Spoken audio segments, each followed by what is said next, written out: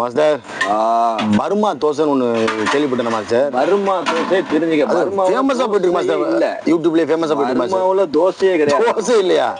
ஆனா போடுறாங்க மாஸ்டர் அப்படின்னு நம்ப வச்சிருக்கு. அப்படியா? Burma dosa original. ஆமா பர்மா தோசையா? ஆமா. அப்ப தோசை மாவை டேட்டா இதுல இறக்கிறேன் மாப்ள. எதுல? இந்த ஆம்லெட் காக்குறதுல அந்த குடுவையில இறக்கிட்டு ஒரிஜினலா போட்டுருவோமா? என்ன பைக்கு கை விடல? என்ன தொடுறிய? இது வந்து இது உள்ள என்ன கிரக்கர்ஸ். இதுக்கு பேர் கிரக்கர்ஸ். என்ன பிஸ்கட் இருக்குறியா? கிரக்கர்ஸ்.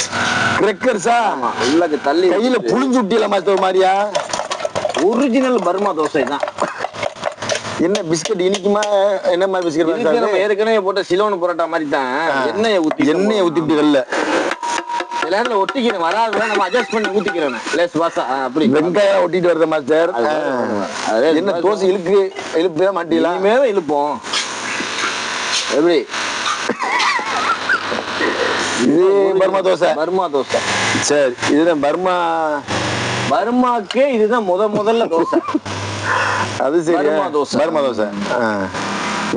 என்ன மாஸ்டர் வலிச்சுக்கிட்டு மாஸ்டர்? அதுல பாரு மாப்பிள்ள, நம்ம அந்த பெரட்டு அந்த ஸ்டைல் இருக்கு பாருங்க. ஆமா, அதுக்கு தான் மாஸ்டர் காசு.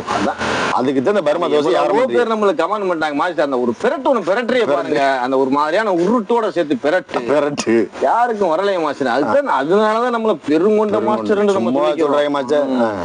இப்ப அந்த பெரட்டை நீ பாப்ப. இப்ப எண்ணெய் ஊத்திட்டியே. அதுக்கு இதுக்கு என்ன மாஸ்டர் குட்டி கோணா இருக்கு. இதுக்கு ரெண்டா சேப்டியா பரட்டுறீங்களோ? இப்ப சாட் பாட்டு சொல்லுவேன்.